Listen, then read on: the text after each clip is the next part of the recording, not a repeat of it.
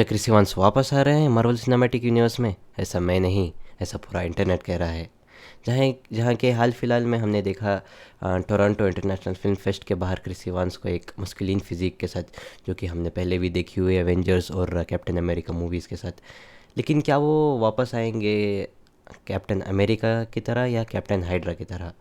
ये ताकि इस बात की तो हमें कोई कंफर्मेशन नहीं है। इस बात की तो लाइक हमें मूवी देखने के बाद या मूवी के टीज़र ट्रेलर के बाद ही पता चलेगी। लेकिन जब क्रिस इवांस से इस बारे में पूछा गया तो उन्होंने साफ साफ मना कर दिया। लेकिन हमने पहले भी देखा हुआ है जहाँ पर एंड्रयू गारफील्ड और टोबी मैguire ने साफ साफ मना कर दिया था कि वो नो वे होम का पार्ट नहीं होने वाले हैं। हालांकि यहाँ तक कि एमा स्टोन ने भी एंड्रयू गारफील्ड से कंफर्म किया था कि वो नो वे होम का पार्ट होने वाले हैं या नहीं, तो कि लेकिन उन्होंने साफ साफ इस बात से मना कर दिया था। I asked him if he was going to be in that, and he was like, "I don't know what you're talking about." I was like, "What? Yeah, oh, I guess that means no." Right. But it wasn't no; it was yes. Emma kept on texting me and she was like, "Are you in this new Spider-Man film?" And I was like, "I don't know what you're talking about." तो like हम Chris Evans के statement से कुछ confirm तो नहीं कर सकते, लेकिन कुछ तो खिचड़ी पक रही है गाइस। लेकिन आप लोग कहोगे कि ये क्रिस इवांस को स्पॉट किया गया था टोरंटो में, लेकिन एवेंजर्स की शूटिंग तो चल रही है इंग्लैंड में। और हालांकि कुछ दिन पहले टोबी मैguire को भी लाइक स्पॉट किया गया था इंग्लैंड में, जहाँ पर एवेंजर्स डूम्सडे की शूटिंग चल रही है, मगर वो तो यूएस के सिटीज़न हैं। लेकिन ये बात तो कोई लेट गो करने की बात तो नहीं हो सकती। मैं ये हवा में बात तो नहीं कर रहा हूँ कि क्रिस इवांस वापस आएंगे एज कैप्टन अमेरिका या कैप्टन हाइड्रा। रूमर्स हैं कि डॉक्टर डूम की भी एक अपनी टीम होगी जैसे कि एवेंजर्स की टीम है, और उस टीम का पार्ट होंगे doctor Victor von Doom, Mephisto, Maestro, the maker, king Thanos और Ultron, the evil black widow, null और कैप्टन हाइड्रा। तो इस बात से हम देख सकते हैं कि Captain America like Chris Evans किस रोल में वापस आएंगे। तो मैंने एक प्लेलिस्ट बनाना स्टार्ट किया है जिसमें हम रोड टू एवेंजर्स डूम्सडे बनाने वाले हैं।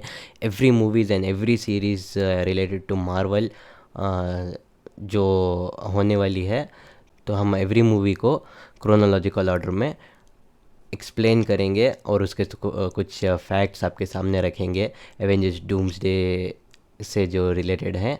So guys, welcome back to superhero fandom. तो आज से हम लाइक एक प्लेलिस्ट बनाने वाले हैं, एक सीरीज़ बनाने वाले हैं रोड टू एवेंजर्स डूम्सडे, जहाँ पर हम सारे मार्वल के मूवीज़ क्रोनोलॉजिकली एक्सप्लेन करेंगे और उसके थोड़े फैक्ट्स आपके सामने रखेंगे, ताकि आपको एवेंजर्स डूम्सडे देखने और समझने के लिए थोड़ी बहुत आसानी हो जाए। और मैंने इससे पहले वीडियो में सारे मार्वल के मूवीज़ क्रोनोलॉजिकल ऑर्डर में लाइक आपके सामने डिस्कस किए हुए हैं, आपके सामने रखे हैं इससे पहले वीडियो में। इसका लिंक मैं आपको डिस्क्रिप्शन में दे दूंगा, चाहिए तो आप वो भी वीडियो देख सकते हैं। तो बिना किसी देरी के चलिए शुरू करते हैं।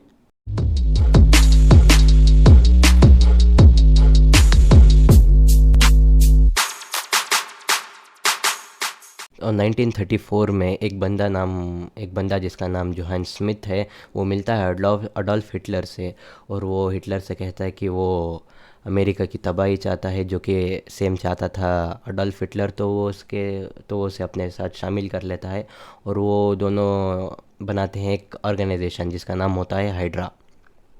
तो हाइड्रा एक बेसिकली एक ऑर्गेनाइजेशन है जिसमें इसके जो आदमी होते हैं वो यूएस में जाकर उसकी स्पाई करते हैं और लाइक मदद करते हैं जोहान स्मिथ की और हिटलर की। और हाइड्रा वेपन्स भी बनाती है साइंस और टेक्नोलॉजी के थ्रू। लेकिन जोहान स्मिथ को बस साइंस और टेक्नोलॉजी नहीं, उसको मिथ एंड माइथोलॉजी और मैजिक में भी लाइक बहुत इंटरेस्ट था। तो वो स्टडी कर रहा था नॉर्स माइथोलॉजी की, और उसके पता चला टेसराइट क्यूब के बारे में, और वो उससे वेपन्स बनाना चाहता था जिसे वो यूज़ कर सके वर्ल्ड वॉर 2 में। लेकिन ऐसे पावरफुल चीज़ के लिए उसे भी पावरफुल होना बहुत ज़रूरी था। तो वो मिलता है डॉक्टर अब्राहम अर्स्किन से 1940 में, जहाँ पर वो उसे बोलता है कि उसे एक सुपर हीरो सोल्जर सीरम चाहिए, लाइक जैसे वो खुद फिज़िकली और मेंटली स्ट्रांग हो जाए इसके लिए। तो डॉक्टर एस्किन उसे एक सुपर हीरो सोल्जर सीरम बना के तो देते हैं, लेकिन वो अभी तैयार नहीं होता। लेकिन वो अपने ऊपर खुद उसके प्रयोग कर लेता है, जिससे वो बन जाता है रेड स्कल। तो 1942 की बात है, जहाँ पर रेड स्कल टेसरेट का क्यूब ढूंढ लेता है। 1943 में एक बहुत सूखा, दुबला पतला, नाजुक और कमज़ोर लड़का स्टीव रॉजर्स मिलिट्री के लिए टेस्ट देता है, लेकिन वो फेल हो जाता है। और हमें बाद में पता चलता है कि उसने बार बार टेस्ट दिया था और वो हर बार फेल हो जाता है। लेकिन ये भी बात होती है कि बार बार टेस्ट देना एक कानूनी अपराध है, लेकिन स्टीव रॉजर्स एक बहुत बड़ा देशभक्त था और वो हर हाल में यूएस गवर्नमेंट को सर्व करना चाहता था मिलिट्री में वॉर के टाइम। तो यहाँ पर हमें दिखाया जाता है पहली बार बकी बार्न्स और स्टीव रॉजर्स मिलते हैं। तो यहाँ पर हम पहला अपीयरेंस देख सकते हैं हॉवर्ड स्टार्क का, जो कि टोनी स्टार्क के पापा हैं। इसी पार्टी में जब स्टीव रॉजर्स और बकी बार्न्स इस बारे में बात कर रहे होते हैं कि बहुत सारे जगहों से मिलिट्री टेस्ट देना एक कानूनी अपराध है, तो इस बातों को डॉक्टर अब्राहम अर्स्किन सुन लेते हैं और वो स्टीव रॉजर्स को मिलिट्री के लिए अप्रूव कर देते हैं। तो जब स्टीव रॉजर्स की ट्रेनिंग शुरू होती है और उसका पहले दिन में हमें दिखाया जाता है, हमें इंट्रोड्यूस किया जाता है पेगी कार्टर से, जो कि आगे चलकर कैप्टन अमेरिका यानी कि स्टीव रॉजर्स की लव इंटरेस्ट का रोल भी प्ले करने वाली है। तो पहले ही दिन से लाइक वो बहुत कमज़ोर सा लड़का था, लेकिन डॉक्टर एस्किन को उसके ऊपर पूरा भरोसा था। तो एक टेस्ट के दौरान वो एक ग्रेनेड, लाइक वो डिस्पोज्ड ग्रेनेड को उसके लाइक मिलिट्री में फेंकते हैं। तो सारे सोल्जर्स जो ट्रेन कर रहे थे भाग जाते हैं, लेकिन स्टीव रॉजर्स उसके ऊपर आकर अपने जान देने के लिए भी तैयार हो जाते हैं। तो इससे हमें साफ जाहिर होता है कि वो कम्प्लीटली रेडी हैं इस सुपर हीरो सोल्जर के प्रोग्राम के लिए। डॉक्टर एस्किन को स्टीव रॉजर्स की अच्छाई, उसकी बहादुरी, उसकी देशभक्ति और इसकी बहुत सारी चीज़ें देखकर डॉक्टर एस्किन ने स्टीव रॉजर्स को चूज़ किया था सुपर हीरो सोल्जर के लिए। दूसरी तरफ जोहान स्मिथ ने एक साइंटिस्ट आर्निम जोला मिलकर टेसराइट को चलाने वाली मशीन्स को मैन्युफैक्चर कर दिया था, जो कि टेसराइट के पावर से चल सकती है और वॉर में यूज़ की जा सकती है। लेकिन अब इसके बाद हमें पता चलता है कि जोहान स्मिथ की कुछ अलग ही प्लान्स हैं और वो खुद हिटलर को धोखा देने का भी सोच रहा है और उसके खुद कुछ साथियों को वो मार देता है ताकि वो पूरी दुनिया को अकेले रूल कर सके। फिर उसे पता चलता है डॉक्टर एर्स्किन न्यूयॉर्क में है और वो सर्व कर रहे हैं यूएस गवर्नमेंट में, और उन्होंने एक सुपर हीरो सोल्जर सीरम बना लिया है जो कि वो देने वाले हैं एक यूएस सिटीज़न को, यानी कि अपने स्टीव रॉजर्स को। तो जोहान स्मिथ अपने एक असैसिन को भेजता है डॉक्टर एस्किन को मारने के लिए। तो जैसे ही स्टीव रॉजर्स पे एक्सपेरिमेंट होता है और वो एक सुपर सोल्जर में कन्वर्ट हो जा तो एक सुपर सोल्जर बन जाता है, वैसे ही वो असैसिन डॉक्टर एस्किन को मार देता है और भाग जाता है। और वो जो आखिरी बॉटल बची हुई रहती है सुपर हीरो सोल्जर की, वो सीरम लेकर भाग जाता है। इसके बाद हमें दिखाया जाता है पहली बार कैप्टन अमेरिका का लाइव एक्शन। वो चेस करता है उस बंदे को, असैसिन को, और लाइक इसी दौरान वो लास्ट बॉटल जो है सुपर हीरो सोल्जर की, वो टूट कर गिर जाती है और वो वेस्ट हो जाती है और वो बंदा लाइक खुद को हेल हाइड्रा बोलकर मार देता है अपने आप को। तो इसके बाद पता चलता है कि बिना डॉक्टर एस्किन के वो सुपर हीरो सोल्जर नहीं बनाया जा सकता। तो बस स्टीव रॉजर्स से एक ही बंदा होता है सुपर सोल्जर, और बाकी लेकिन यूएस गवर्नमेंट चाहती थी कि बहुत सारे सुपर हीरो सोल्जर्स हो। तो गवर्नमेंट जो है उसे छोड़ देती है साइंटिस्ट के पास एक्सपेरिमेंट के लिए, ताकि वो सुपर हीरो सोल्जर सीरम वापस बनाया जा सके।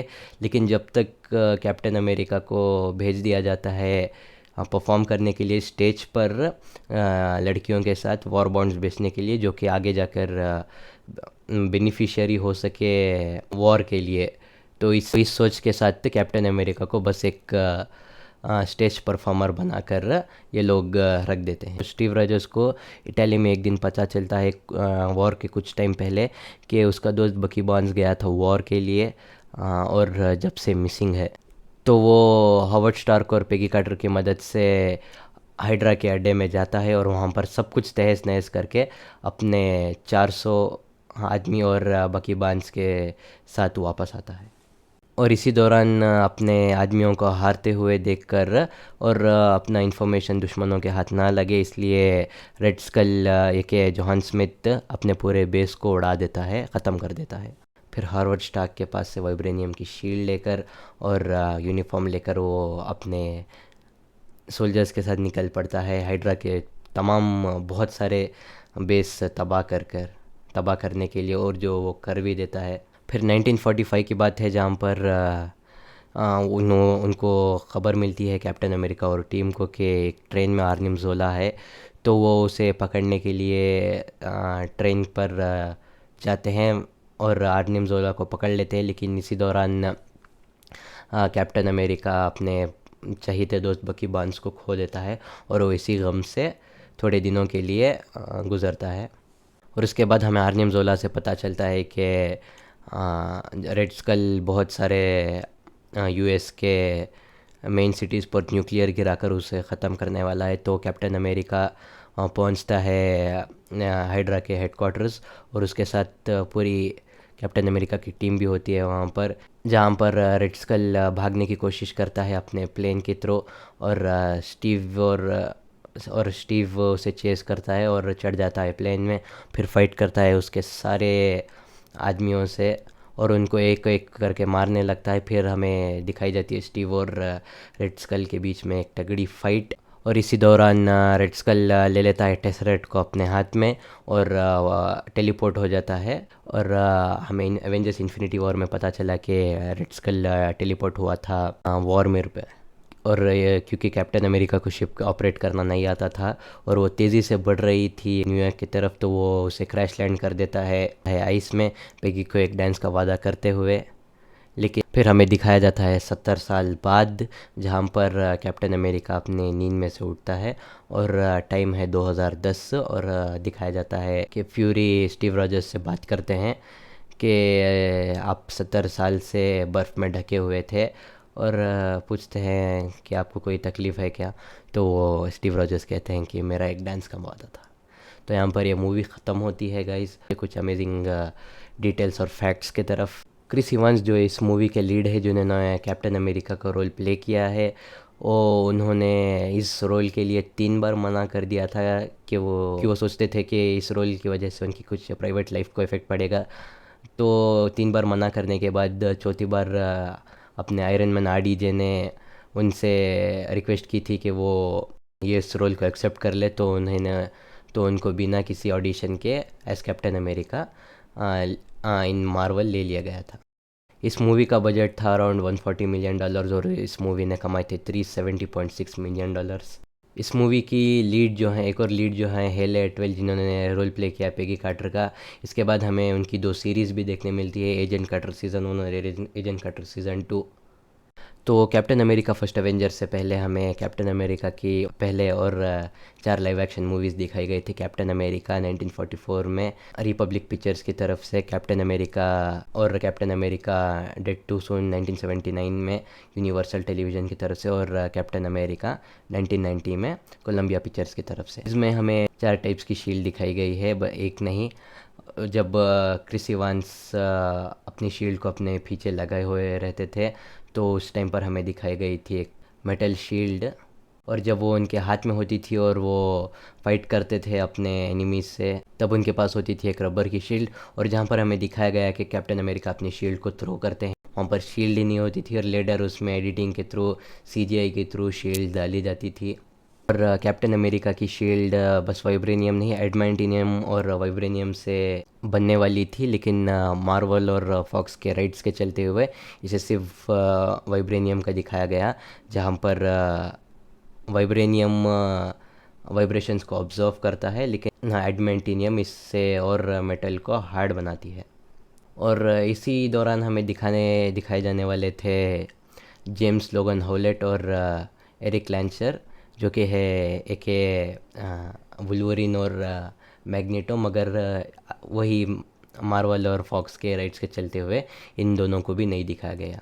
यानी कि स्टीव रॉजर्स एक ऐसा एक्सपेरिमेंट था जो सक्सेसफुल हुआ, क्योंकि जहाँ पर दूसरी जगह हमें दिखाया जाता है कि जोहान स्मिथ बन गया था रेड स्कल, ब्रूस बैनर बन गया था हल्क, एमिल ब्लॉन्स की अबॉमिनेशन बन गया था। इस मूवी में रेड स्कल के साथ स्ट्रकर और बैरन ज़ीमो भी विलन होने वाले थे कैप्टन अमेरिका के साथ, लेकिन जब मार्वल के पास बहुत ही कम विलन्स थे दिखाने के लिए, तो हमें यहाँ पर सिर्फ रेड स्कल दिखाया गया, और स्ट्रकर को एवेंजर्स एज ऑफ अल्ट्रॉन और बैरन ज़ीमो को कैप्टन अमेरिका सिविल वॉर में हमें एज विलन दिखाया गया है। और captain America the first Avenger इस लाइक टाइमलाइन के अकॉर्डिंग फर्स्ट मूवी है, लेकिन ये लास्ट मूवी थी लाइक मार्वल का फेज़ 1, एमसीयू का फेज़ 1 की, जहाँ पर हमें सूखा दुबला लाइक कमज़ोर स्टीव रॉजर्स दिखाया गया है।